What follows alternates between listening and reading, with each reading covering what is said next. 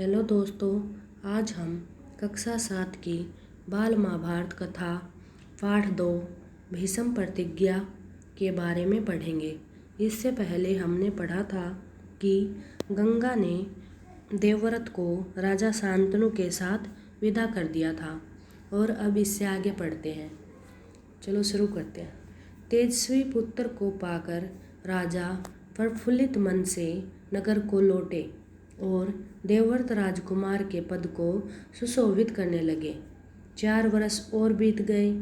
एक दिन राजा शांतनु यमुना तट की ओर घूमने गए तो वहाँ अप्सरा सी सुंदर एक तरुणी खड़ी दिखाई दी। तरुणी का नाम सत्यवती था। गंगा के वियोग के कारण राजा के मन में जो विराग छाया हुआ था वह इस तरुणी को देखते ही विलीन हो गया। उस सुंदरी को अपनी पत्नी बनाने की इच्छा उनके मन में बलवती हो उठी और उन्होंने सत्यवती से प्रेम याचना की। सत्यवती बोली, मेरे पिता मल्लाहों के सरदार हैं, पहले उनकी अनुमति ले लीजिए, फिर मैं आपकी पत्नी बनने को तैयार हूँ। राजा शांतनु ने जब अपनी इच्छा उन पर प्रकट की तो केवटराज ने कहा, आपको मुझे एक वचन देना पड़ेगा। राजा ने कहा, जो मांगोगे दूंगा, यदि वह मेरे लिए अनुचित न हो। केवटराज बोले, आपके बाद हस्तिनापुर के राज सिंहासन पर मेरी लड़की का पुत्र बैठेगा। इस बात का आप मुझे वचन दे सकते हैं? केवटराज की शर्त राजा शांतनु को नागवार लगी। गंगासूत को छोड़कर अन्य किसी को राजगद्दी पर बैठाने की कल्पना तक उनसे न हो सकी। निराश और उद्विग्न मन से वह नगर की ओर लौट आए। किसी से कुछ कह भी न सके, पर चिंता उनके मन को कीड़े की तरह कुतर कुतर कर खाने लगी।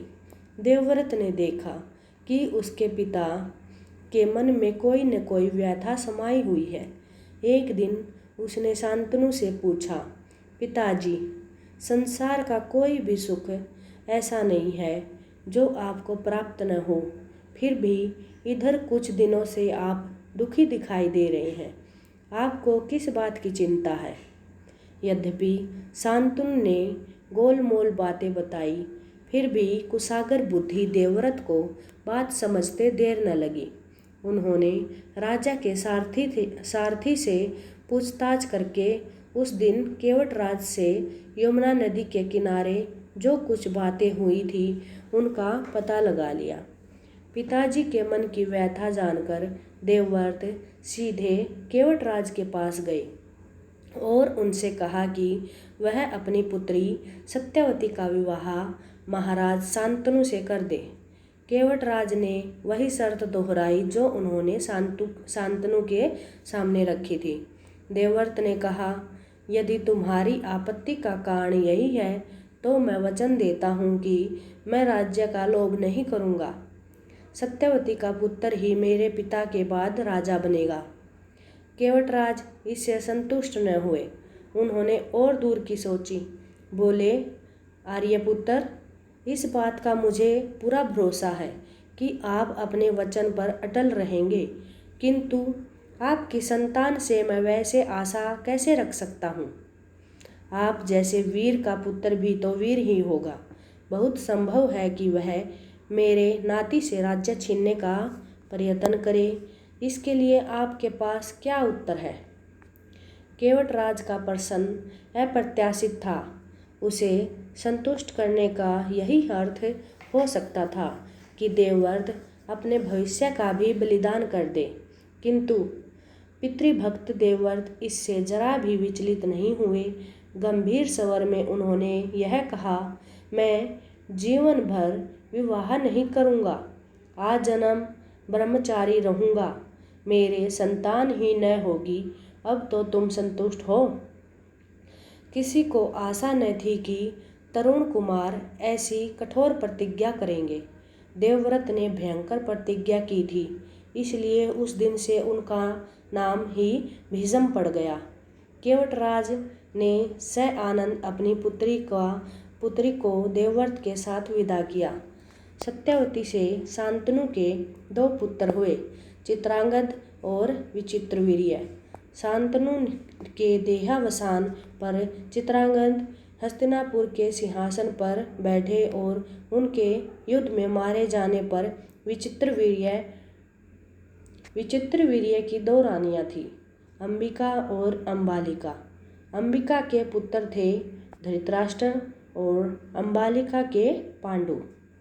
धृतराष्ट्र के पुत्र कौरव कहलाए और पांडु के पांडव। महात्मा भीष्म शांतनु के बाद कुरुक्षेत्र युद्ध का अंत होने तक उस विशाल राजवंश के सामान्य कुलनायक और पूज्य बने रहे। शांतनु के बाद कुरु वंश का क्रम इस प्रकार है। शांतनु की 2 रानियां थीं, जिनका नाम था गंगा और सत्यवती। गंगा से शांतनु को देवव्रत पुत्र की प्राप्ति हुई और सत्यवती से 2 पुत्र हुए, चित्रांगद और विचित्रवीर्य। फिर उसके बाद विचित्रवीर्य की 2 रानियां थीं, अंबिका और अंबालिका। अंबिका से धृतराष्ट्र पुत्र प्राप्त हुए और अंबालिका से पांडु। और धृतराष्ट्र के पुत्र कौरव कहलाए और पांडु के पुत्र पांडव। धन्यवाद।